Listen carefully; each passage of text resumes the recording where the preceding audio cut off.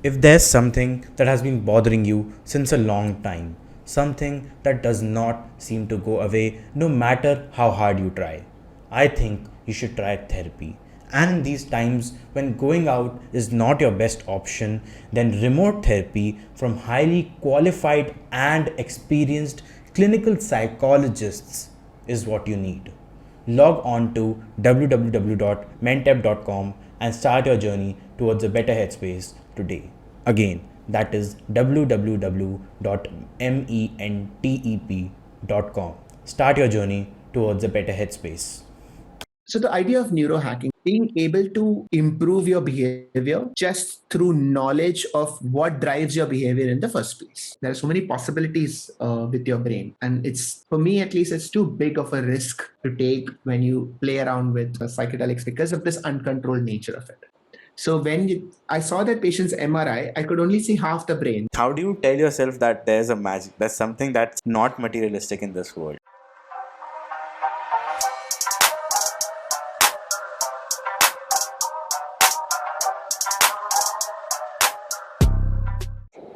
Live now. Hello, Sid. Dr. Warrior. Can I call you Sid, right? I can. Oh, of course. Yeah, go ahead. It feels so kind of weird, like because I'm the one being called Sid, and now I.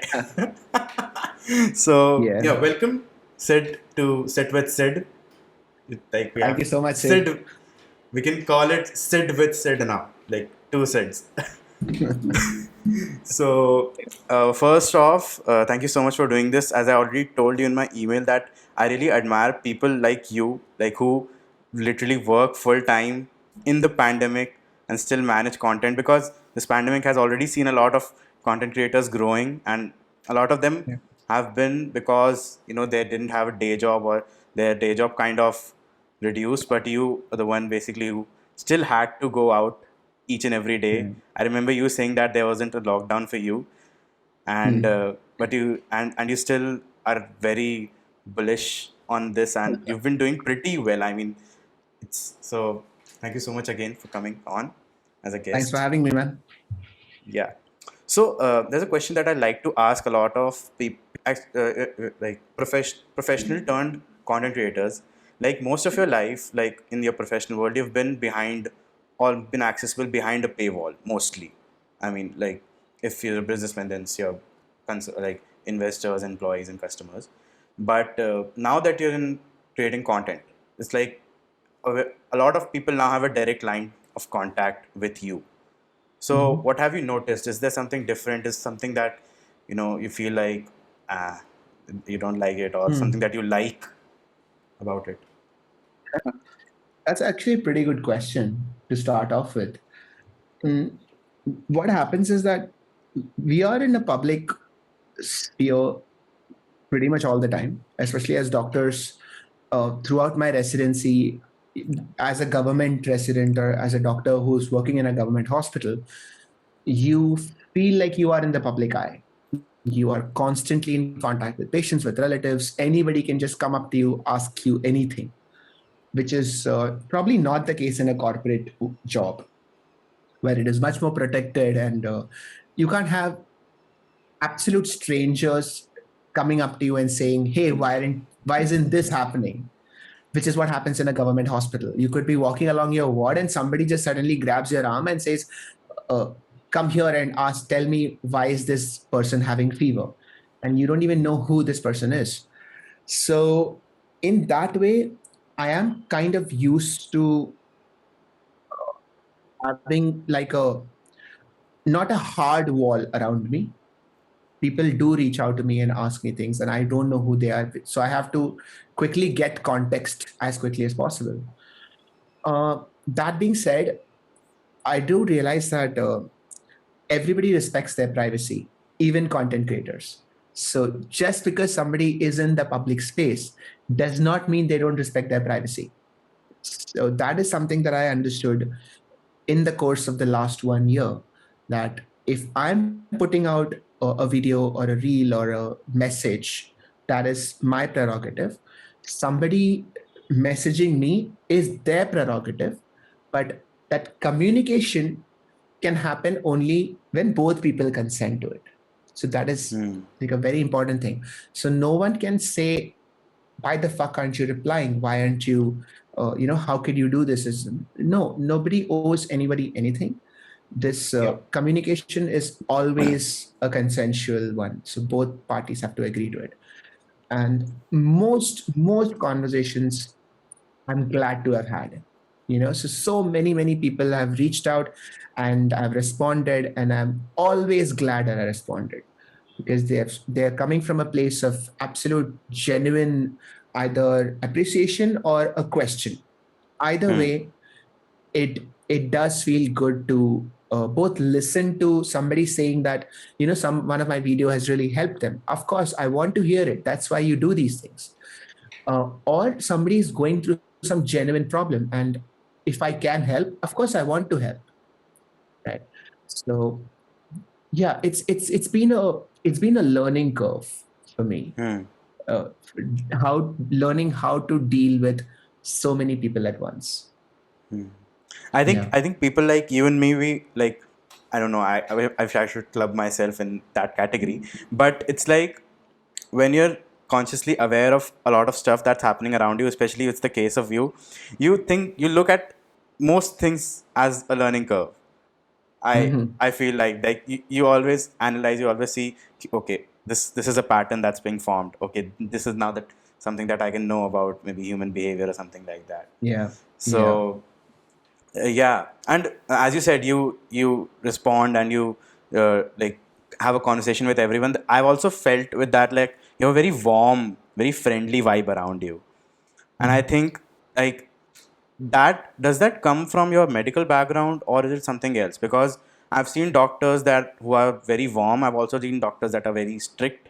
So where does that come from? How are you so, because the smile on your face is very comforting. I mean, I can look at it all day. That's a very sweet thing to say, and this is exactly the kind of thing that makes you feel glad that hey, uh, you're in the public space and you get to hear things like that because at the end of the day, who isn't fond of validation Yeah. in a way? Uh, of course, the problem happens if you find yourself chasing validation and at the price of everything else. Then it is a problem. But uh, सामने से मिल thankfully, रहा है तो I'm ले not. Low. I'm not there yet. हाँ. Exactly. But when you are, when somebody is being nice to you, I think it's an amazing feeling. So thank you for saying that. I, what you said about doctors being different people, I think it's just about personalities. Everybody has a different life experience. Everybody approaches things from a different mental space, and because of that, it's the weird thing is that I have also seen this. I have also seen doctors who are extremely empathetic and kind and patient, and I've also seen doctors who are very uh, to the point and curt. Yeah. The interesting thing is both of them get the job done. Yeah. Yeah. You cannot say that, oh, it's a good doctor, bad doctor based on all of this, because at the end of the day, are they good at what they do? And both of them heal patients. Both of them send patients home feeling better. So for me, that was a very interesting thing, that all of this is important. Sure, you have to be nice, you have to be kind, but at the same time, you should also be just good at what you do. And I'm trying to do that now because I feel like I'm a naturally empathetic person. So what I need to focus on is the quality of my work, if that makes Yeah. sense. Yeah, Yeah. yeah. So, like, my original question was, how do you think that comes along, like the empathetic nature? Because, like, to be honest, I feel like a lot of people find it difficult to stay empathetic, including myself. Like, some time back, I was called a Mm. person who was not really empathetic, but I'm trying to change that about myself. But where does that come from for you? For you? So again, part of it just comes from your basic personality of you're brought up and who you are, in your life experiences. But growing up, you do get a say in it. You can't just put everything onto genetics or childhood experiences. You do get to have a say in how empathetic you are. And I feel it comes from how threatened you are by the world around you. Hmm. So people who are very, very threatened by things of what people will think, what people will say, they have more trouble being genuinely empathetic. Hmm. So everything that they do or say comes from a place of, let me try to impress people, or let me try to avoid judgment. And they can do this in many ways. They could do this by being excessively kind, or they could do this by being excessively rude. Yeah, It's I was just thinking everybody's about that when defense you said that mechanism. people have, like, when they, where they're coming from, and you said that that leads to empathy. I also thought that people, like, there are people who are, like, just, who are not really empathetic, but they are too kind. It's like they're beating themselves up sometimes. So, Right.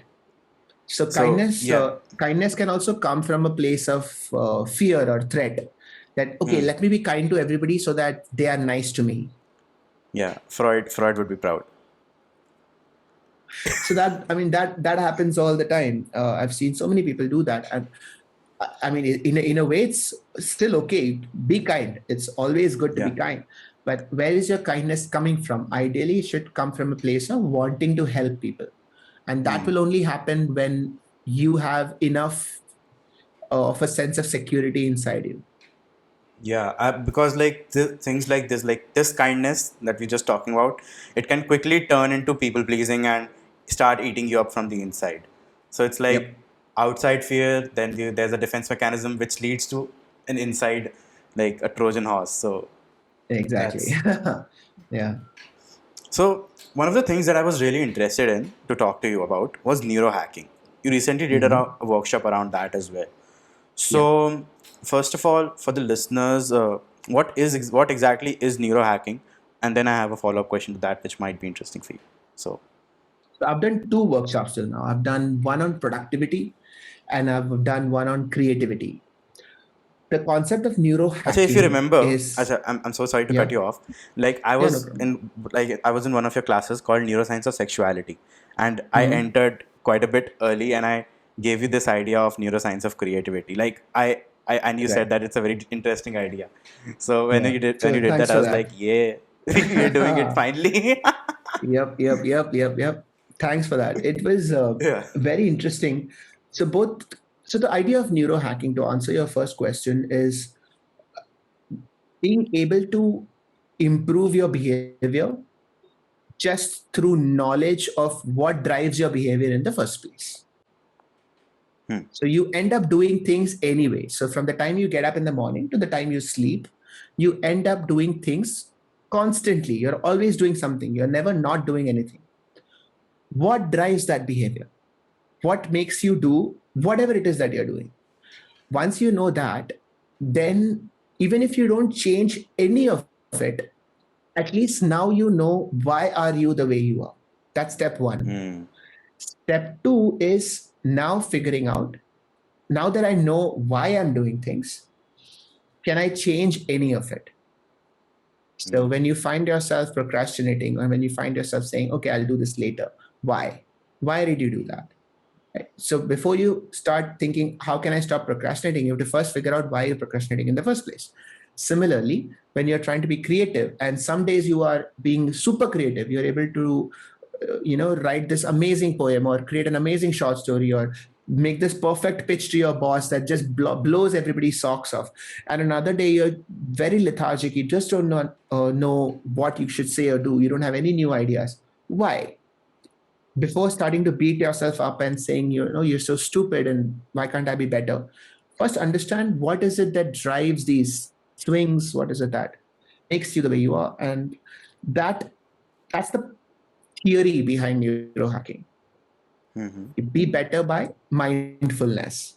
And it's Yeah. gone pretty well, actually, even for myself personally, and for a lot of people who've listened, and who have attended the workshops. It's been going pretty well. So I keep getting messages of how they are improving through all this. Hmm. Yeah. So, like, when I heard the term neurohacking first, like, and I looked at it from a very skeptic standpoint, I was like, isn't this stopping or manipulating the natural, robust nature of how your life goes, because right we are like talking about Mm. neuroscience stuff, and if you put like hacks here, wouldn't it Mm. have like, I mean, from the way you explained it, now it's looking very different. But when I looked at it, it was like Yeah. you're hacking I your mean, way into productivity or creativity. yeah. So I think it's about linguistics. The term hack is, taken in a very different sense, a kind of a negative Hmm. sense. But it's it's sort of like saying that going to the gym is hacking your muscles. Hmm. That doesn't really make sense because Yeah. I mean, you want to get better, and if you want to get Exactly. better, you have to do certain things. It won't just happen. Or it's like saying Hmm. reading a textbook is hacking your knowledge. Knowledge. Yeah. Yeah. Right? I get It's it. Yeah. yeah. So Basically, that's I the guess idea I guess behind it. the only hack here is that we know you, or we know about neurohacking. That's the hack. Yeah, pretty Like much. after that it's like the natural Yeah, a very natural process. it is. So uh, like another thing that I want to come on, that I was reading a book a couple of days back. It was called How to Change Your Mind by Michael Pollan. Have you heard of that? I've heard of this. Of course, yeah. Yeah. And there's a chapter on the whole neuroscience of psychedelics. I hope we can talk Yeah. about Oh, that, yeah. right? Like, Yeah, yeah, we can. yeah. Yeah.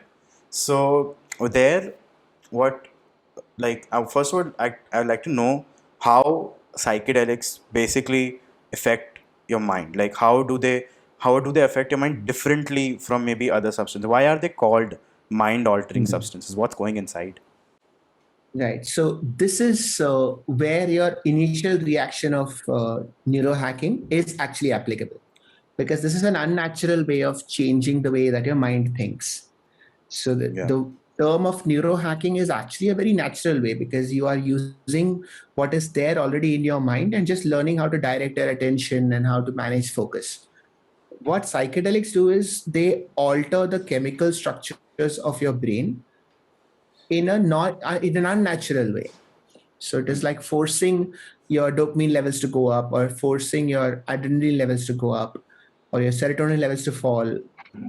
These are all different things that psychedelics do, and it forces different neurons to connect in a way that they would not have connected otherwise. Now, this Hmm. happens in a lot of natural processes as well. So, all creative processes involve neural plasticity. So, it involves neurons connecting in a way that they haven't connected previously. That is what creativity is. Hmm. But when psychedelics, in the realm of psychedelics, it is an it is absolutely an uncontrolled phenomenon. Hmm. Whereas in creativity, it is a controlled phenomenon. So the Like, closest would we use the word yeah, conscious? Would con? no, yeah, Yeah. I mean, consciousness is a spectrum. There is always some degree of consciousness at whatever level we talk about, but your level of control is very less. So the Hmm. closest thing to psychedelics in the natural realm is sleep. Hmm. So when you are asleep and you're dreaming, neurons are connecting in an absolutely uncontrolled way, and you have no say in it, unless you talk about lucid dreaming, which is a completely different topic. The reason that I have a problem with psychedelics is that one, I don't I don't think it is correct to allow your body to go through anything in an absolutely uncontrolled way, Hmm. because it is the equivalent of jumping off a cliff without a parachute. Hmm. The same thing with a parachute is different. That is an adventure sport. Hmm. But without it, what are the chances if there is a trampoline on the ground? What are the chances that you're going to land on that? Hmm. And the second is this is the addictive nature of it, which is again, it comes back to this uncontrollable Uncontrolled nature. concept, right? So I feel that your mind is a very precious thing, your brain is a very precious thing, and there is so much possible with it. There are so many possibilities with your brain, and it's, for me at least, it's too big of a risk to take when you play around with psychedelics, because of this uncontrolled nature of it. So that's just my Hmm. personal opinion, Yeah. Yeah. right? I So mean, yeah. yeah, yeah, okay, go on. So, like, But like with you, I mean, I totally get it because you are like into the brain. I mean, one introduction that I already had for you, I missed it, is that this guy is the one who you should be scared of if he says that I'm going to pick your brain. Yes. Yeah, you have me confused with mentalists. I don't. I mean, like you do. I mean, you have Yeah, some I do. experience with I being do. I inside the love brain, drawing the right? brain out. Yes, Yeah, yes, you I draw the have. brain out a lot. I've seen your Yeah, streams. Like yeah, whenever it's like a new screen opens, there's like the cerebellum and yeah. drawn out. So yeah, I mean, like, but that's also one of the things that I very really admire about you. That you're like, now let like the biology diagrams that I used to draw in 10th grade. That were one of the main reasons that I did not take biology in 11th because मैं नहीं बना सकता वो diagrams. Damn. And and you're like, now let me show you how to do it in a very easier fashion. So yeah, coming back to that, so I also wanted to discuss consciousness. So Mhm. when we discuss neurohacking, we're knowing how the brain works, which Yeah. is basically somewhat being conscious about our cognizance. So, and like when we're like actually taking psychedelics, maybe. So there's a term that was also used in the book by Michael Pollan that consciousness has a spark. There's a spark in the consciousness. So what is the spark exactly? And if there's a spark and consciousness takes over cognizance, then Mm. what does it say about the human brain? Because consciousness is something that we still don't understand, I guess. And we know that it might get more powerful than cognizance. So those are two different things. Consciousness is a spectrum, and cognizance is the control. So consciousness has to do with awareness. And if you go back through evolution, there is consciousness at almost every level of evolution. When do you say that something is not conscious? You cannot say that because if you go from man to animal, animals are conscious. If you go from animals to smaller animals, rats, snakes, reptiles, turtles, fishes, crabs, small amphibians, if you go even deeper, if you go into snails, if you go even deeper, if you go into mollusks, if you go even deeper, if you go into fungus, amoeba, is an amoeba conscious? Is it? It is. Yes, It is. there is something called as slime, okay, which is basically like a fungal colony. And Mm-hmm. people have found that if you give a small electric shock, it starts to move away from it.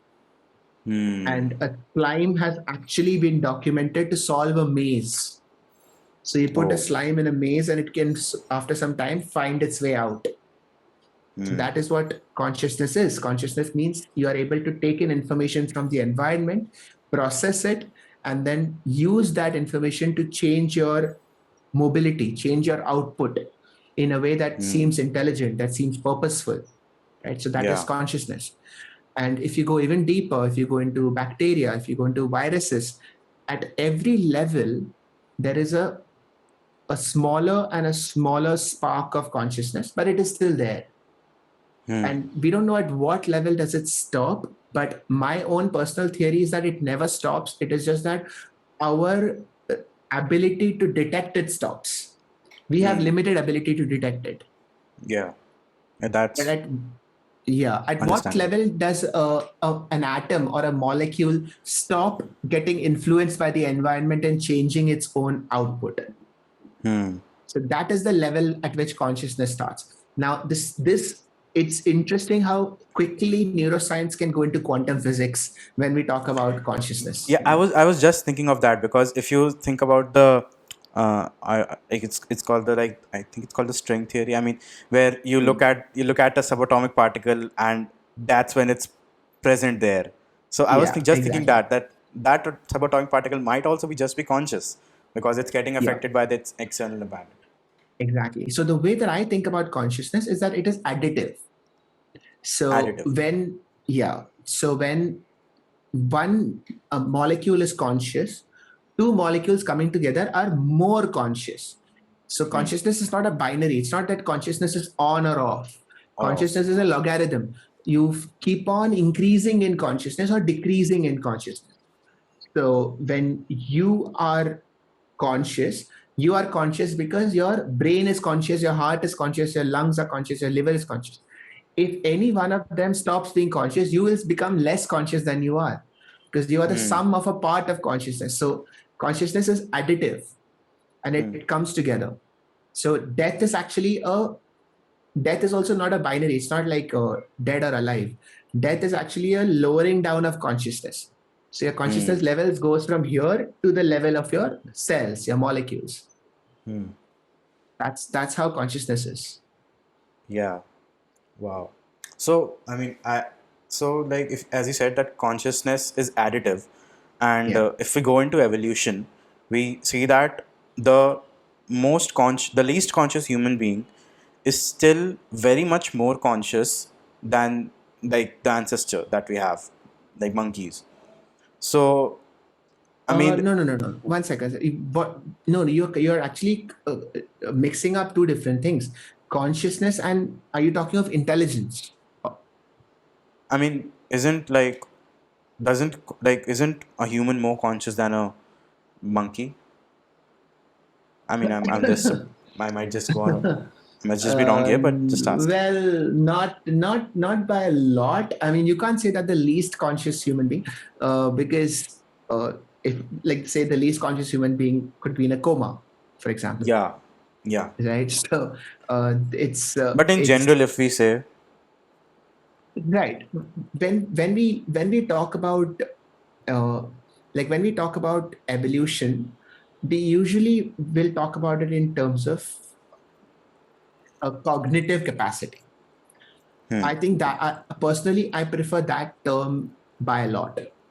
Cognitive capacity is a great term because it shows what your brain is capable of. Consciousness is a given. Consciousness to hona hi hai.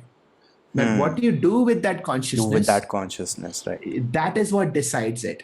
Consciousness just means that you are able to take in information and put out information. That's it. But what can you do with this is decided by your cognitive capacity. And that is what the brain's evolution has been all about, cognitive capacity. Monkeys and human beings started off in the same forest with the same resources, right? But then we were able to do so much more because our cognitive capacity is more. Okay, Yeah. okay. I think I get that now. So, Yeah. what do we understand more? Do we understand cognitive capacity better, or do we understand consciousness better?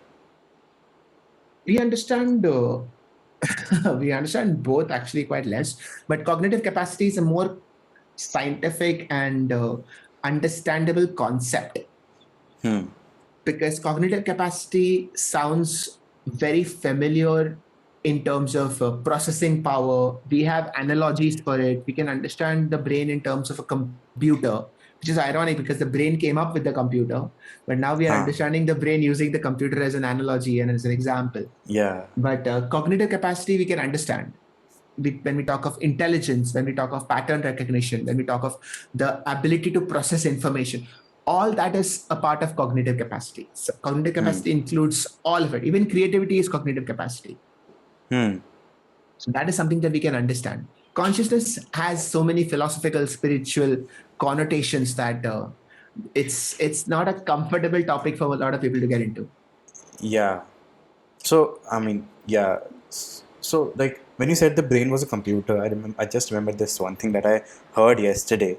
I think I was doing my research on neurohacking, and a video came up which talked about how, I don't exactly remember the details, but there was a case where like half of the brain was missing, but the rest of the brain somehow managed to, Yeah, work at the full capacity by rewiring itself. And that yeah. guy said that human brain is not a computer because a computer cannot rewire itself like that. So what's happening there? How does Uh, the brain do that? oh, so that's not a fair comparison at all, because one, the brain can only do that when the half the brain is damaged at a very young age. So I have seen a patient who had a stroke at the age of 6 months, and it was a 6 months. massive stroke. Yeah, 6 months of age. So as a Yeah. baby, Yeah. right? And one half of the brain was completely gone. So when I saw that patient's MRI, I could only see half the brain. The rest of it was filled with fluid, water. And the patient was absolutely fine. Walking, talking, married, has a child, everything normal. And it was unbelievable because we are told that we need both sides of the brain. But it depends on what point you have the injury. Because at the Hmm. age of, say, 35, 40, even a small stroke could end up paralyzing you. You will lose memory, you will think weirdly, you will not be able to lift your hand, your leg. So neuroplasticity is maximum in infants. So when a Hmm. child gets a brain injury, there is a much more chance of them recovering better. Right. So that's the importance of neuroplasticity. Wow. So okay, so it's largely time dependent. Very much so. Very much so. Wow. I What is mean, the other point yep. that you raised when after you Um, said like, I think I said, how does the brain do that? Like how, and also about the computer analogy. I think yes? those So were the two things I mentioned. regarding the computer analogy, that is an unfair comparison because the brain is not a mechanical computer. Mm-hmm. Whereas the computer that is there on our tables is a mechanical computer. The brain is a biological computer. Yeah. So if our hard disk and our graphics card and our motherboard were able to self update, Hmm. change the way. So if I buy a 16 core processing unit, and Mm-hmm. it turns into a 32 core processing unit in 3 years by itself, Hmm. then we can say that it would update itself. Then it is more closer for it to being a brain, Hmm. because that's Brain. what the brain does. You are born with a 1990s computer, but by the time Hmm. you are 40, 50, you're dealing with the latest M1 Apple chip. Right, so Yeah. it updates itself. So because it's a Hmm. biological computer, we don't have to replace the chips upgrade themselves. Hmm. So that's the way to think about it. Yeah, so a very interesting question just came into my mind. Like, how much of this development, how much of this updation based around stimulus? Like if I take out a baby and then put it into a pod for the next 50 years, where like Mhm. it's being fed, it's being basically, but the environment is very much controlled. Like it does not have very Mhm. unnatural stimulus that goes around. What does that do to a brain? It will completely stunt the growth In because like you in are every only, sense. yeah, yeah, of course. Because I mean, of course, it depends on what are you giving it. Because it's Mm-hmm. not just food, right? Like food is for sustaining the body, but food is not for sustaining the brain. The brain needs experiences. The brain needs information. The brain Uh-huh. needs to have challenges. The brain needs to be threatened and has to go through all those different moments of uncertainty. All that is necessary. So if Hmm. that is not there, then the brain's growth will be completely stunted. And what parts would be the most affected ones? If you've seen The Matrix, I don't think I have you seen have. the movie? No? No, I All haven't. right, interesting. So you should watch that. So The Matrix is a Yeah. movie where right at the start, we find out that everybody is in a pod, just like you In, said, and they're being yeah. fed, and there is a wire in their brain that gives them a continuous stream of images that makes them think that they're living in this world Yeah, I and know about interacting the with each other. cop plot that it's Concept. like in a, yeah, I Yeah. know the concept of the movie. So when somebody escapes from that pod for the first time in the real world, they're not Mm-hmm. able to really move because they have never used their muscles their whole lives. They've been in that pod their whole life. They're alive, but they've never used their muscles. So if you have not used your muscles, they will atrophy, they will not work. Similarly, in your brain, if you don't use it, it will not work. You need that constant stimulus. Yo, okay. So it's like, I mean, it's a lot about your environment as well, like as we said Yeah. already. Oh, yeah, absolutely. Acha, so now that like you create a lot of content and you interact with people who are majorly younger to you. Not like I'm Mm. using that as a compliment because people like. And now when you go sit with like your other colleagues, do you feel like I mean, do you feel like very old out there? Interesting. No, no, no, quite the contrary, actually. If Oh, you cannot I mean, feel sorry, you older, feel young. You feel young. I mean, yeah, yeah, you yeah, feel they're absolutely. older. Because I feel old and young are both relative concepts. The more it's about newness, Hmm. the newness of experiences. So the more you are exposed to new things, the younger you are in your mind. Hmm. Because that's what defines youth. Hmm. New Exposure to experiences. new things, and not just exposure, but the ability to learn from new things. That is what Yeah. defines youth. So it's not about the age, but it is uh, at least as far as your mentality is concerned, that is what youth means. To the body, to Hmm. your bones, to your heart, to your liver, youth means something very different. But to Yeah. your mind, this is what youth means. Are you able to take in new experiences? Are you able to learn from new experiences? Hmm. So, from that perspective, I feel quite young Hmm. because if every week I'm trying to do a new video on a new topic, if every week I'm talking to people who are coming from a world that is completely different from mine. So on my podcast, on one week I've had Kunal Shah, who is a startup founder. He founded Cred Yeah. company and founded Free Charge, and he comes in and talks to me about finance, about startups, and about how to employ someone. And How the to next week I about have status-driven societies as he always does. exactly about status-driven societies and how wealth creation works. Yeah. And on another week, I have Biswa Kalyan Rath, and he talks to me about stand-up comedy and mathematics. Physics. So this is on physics. So then you find yourself constantly learning. Hmm. And that is a beautiful thought. I don't think I would ever want to give that up. I don't think I would ever want to be in any other way. Hmm. Acha, I'm sure you know about domain independence, far transfer. Mm-hmm. Uh-huh. So when you create content, how does that transfer to your day job? Do you think it does in some way or the other? And vice versa. Um, How do you transfer that to here? So when I learn about neuroscience, it helps me a lot in my day job because when I deal with patients, it helps me to know why are they the way they are. Hmm. And when I talk to a patient's relative, it helps me to know why do they feel like this? Why are they going through this? So from that perspective, neuroscience helps me, and I think that would help everybody. That's why neuroscience Hmm. is a universal subject. There's nobody who cannot benefit from knowing their own brain. It Hmm. is self-explanatory that the better you know yourself, the better you can control yourself. Hmm. Neurology has helped me in my second job or my YouTube life because, well, I wouldn't be here without it, Yeah. right? So neurology gives me the credibility when I talk about neuroscience, when I talk about the brain. I'm not just somebody talking about something random.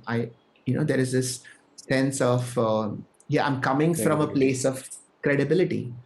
So that has definitely helped. And also, I mean, this might sound strange, but when it helps to keep me grounded Hmm. because I feel like content creation is a world where sometimes you can lose touch with reality, or rather, you end up you create so much content that you're sort of creating your own reality after a while. Hmm. And you find yourself getting lost in the whole numbers and the likes and the subscribers and okay, next week, yeah, banana, I have what podcast to do and all of that. And the next day morning when I go to the hospital and I start seeing patients, it's this and since that has been something that I've been doing for the last 15 years, it's a good grounding Hmm. wire. It just keeps me on that spot. Like, okay, fine. Everything has its Yeah. own place. There is a perspective to everything. It's fine. This is also there. So I think I'm glad for that. I'm glad that that exists. Yeah. Do you think more professionals should create content? I have no doubt that they should create content. Content creation, of course, most of them will create bad content, but even then, content creation is everybody's right in today's world. It's no, it's a democracy. It's 30 years ago, it was a privilege only for the elite few. To Hmm. find yourself on screen was such a privilege. Yeah. People would all over the village. People would come and say, कि, "अरे देखो देखो उसका लड़का TV में आया है," हाँ, and all. हाँ. But now पहले with अखबार में आया, YouTube उसके बाद and फिर टीवी पे आया. right, exactly, it's a huge thing. But Yeah. now, because of the way that we have evolved and society has evolved, and with the internet, everybody gets to be on screen. Even if it's their own screen, it's fine. But at least Hmm. it's a screen, and there is a potential for the whole world to see you. Even if they Hmm. don't, there is a potential for it. Hmm. So I feel that it's a great thing. Everybody should be a part of that movement. And Hmm. secondly, when people put stuff out there, they're committing to it. They're saying, Hmm. this is who I am, and this is what I think my field should be. Hmm. And that's a great thing. I'm in support of that completely. Yeah, I also think, as you said, that neurology keeps you grounded because for content creation. I also feel like content creation can also keep you grounded if you're like a very big shot in your own community, or like let's just say you're a professional with 20 plus years of experience and you're respected in the close circle that you are in, and Yeah, then you move to content creation. Then there you have to actually, not just on paper, you have to prove yourself. Like Sid yeah, Warrior is here because he's done multiple streams on like neuroscience yeah, of what not at this point. So I think it also keeps you very grounded in content creation.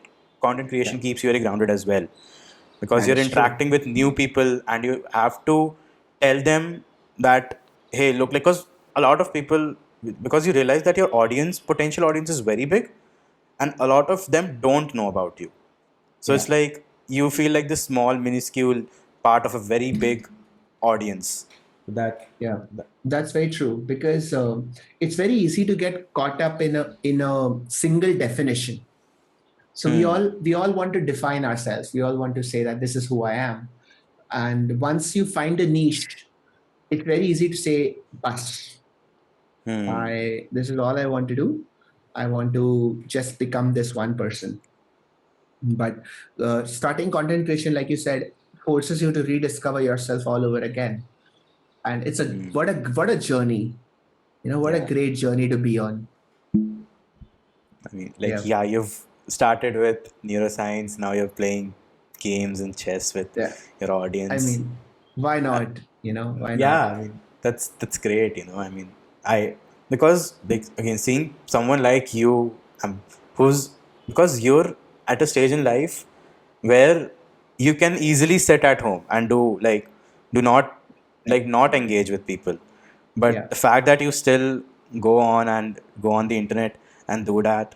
So, like, as you said, a lot of us need to define ourselves, have the need to define ourselves. I feel I don't have the need to. Like, whenever someone asks me what do I do, I'm just kind of blank, to the point where I created a website for myself.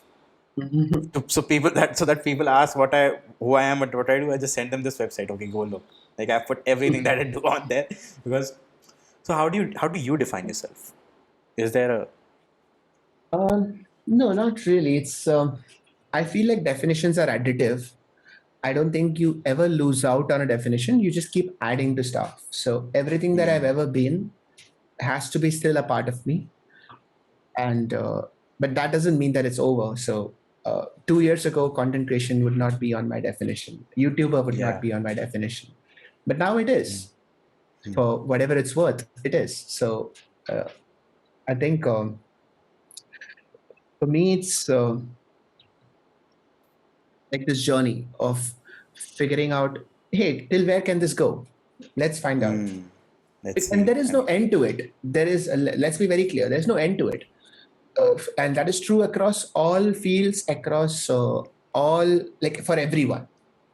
You can, the only limitation is where do you want to stop defining. yeah, I feel like in content, there, like, for creation, there's no stagnation. I mean, there can be a stagnation in Yeah. popularity, there can be a stagnation in how you feel about it. But for creation, there is no stagnation. Like you, I mean, you started with neuroscience. Now, I mean, you're into philosophy, psychology, everywhere. And I'm hoping you go on to more places as well. Thank you. So, I mean, I just have a couple of more questions. I know you just gave me 45 minutes. No But worries. uh, so, studying neuroscience, being a neurologist, Mhm. and it might turn you into a reductionist very soon because because you deal with the material nature of the brain a lot. And since you're doing this since 15 years, how do you like how do you how do you tell yourself that there's something that's not materialistic in this Mhm. world? That's also a nice question. I like your questions. So the way I see it is, it doesn't take away the beauty of something. Understanding why you have created the story does not take away the beauty of the story.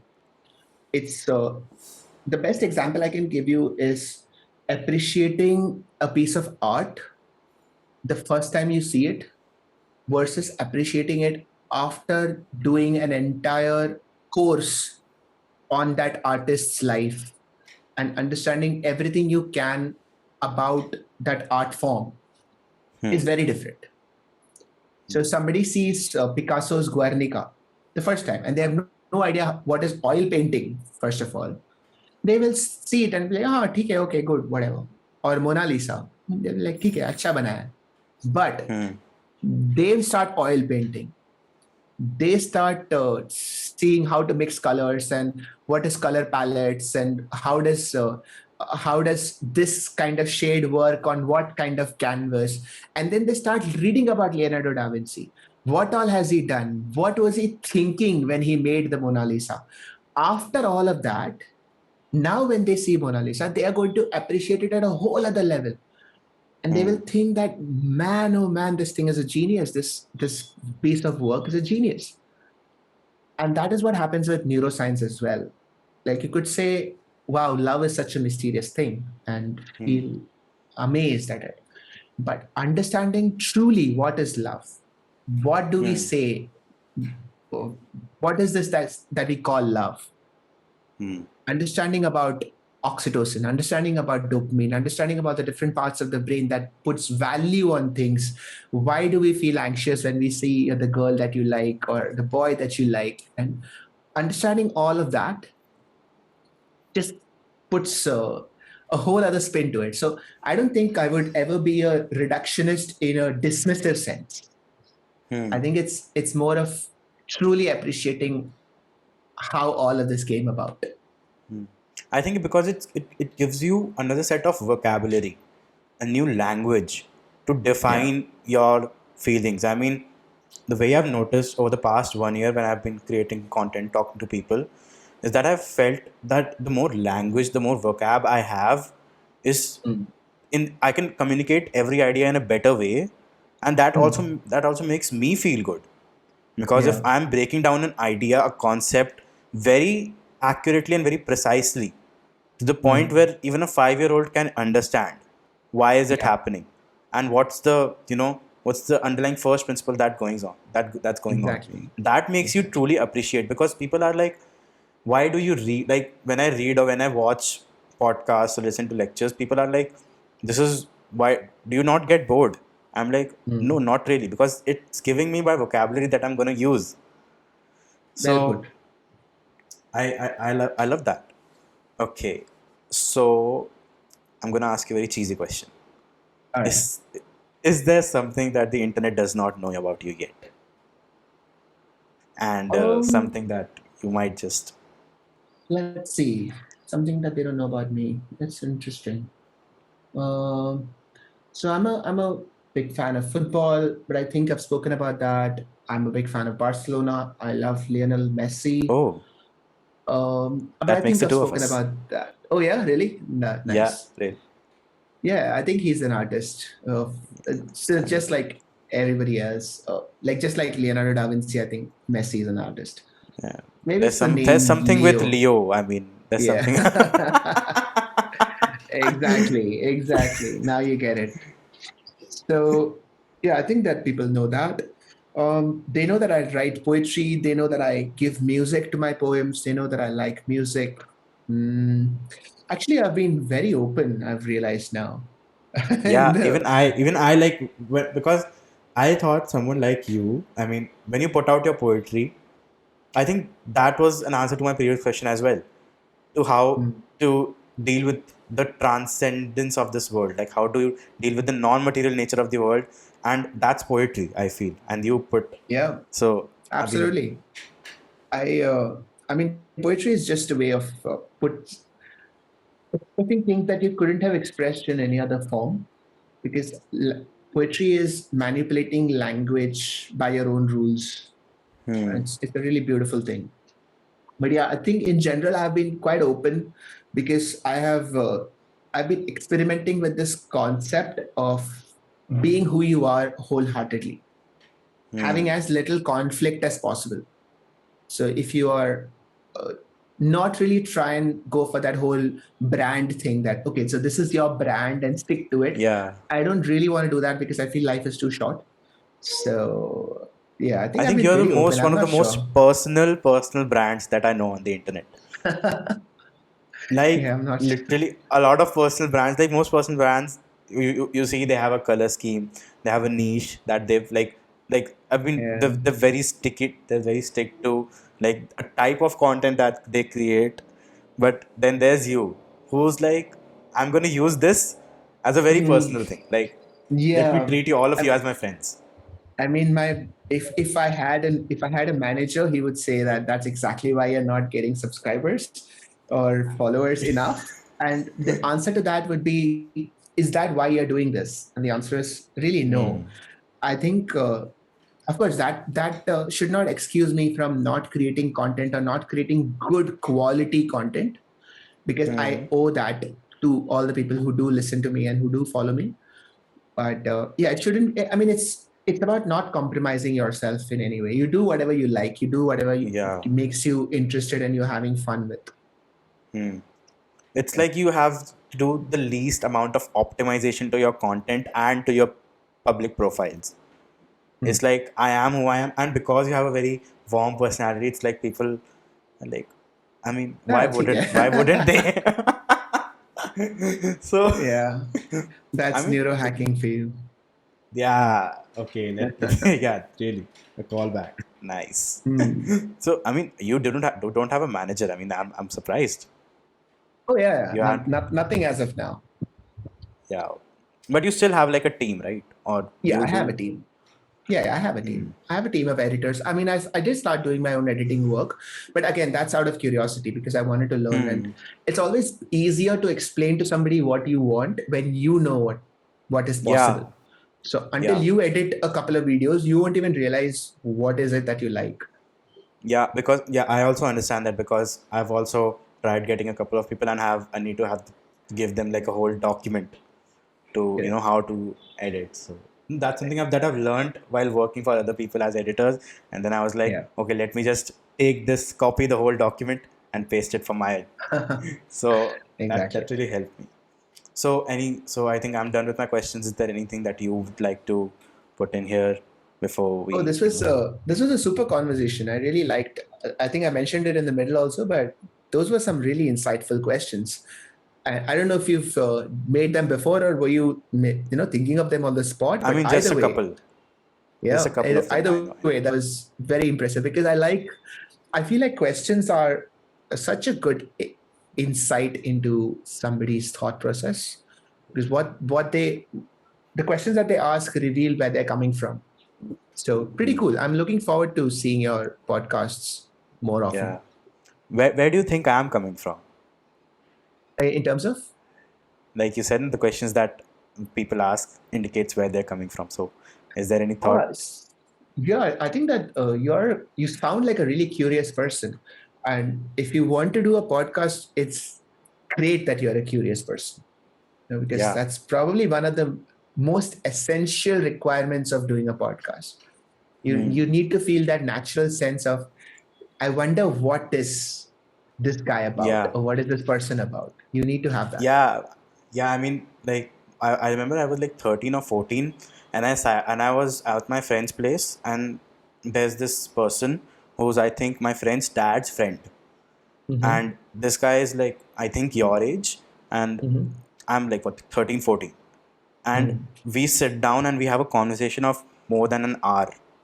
Yeah. And that I was like 13, 14, and I just asked him, what did he do, what does he do, and he told me that he was a mining engineer and he was a mining business. And then I kept on asking questions like, okay, how does that work, how does this machine work, how does this contract work, and Yeah. I don't even know who this guy is. I'm just sitting with him, and that just came That's along. So pretty cool. whenever someone, yeah, so I think that's a superpower, to be honest.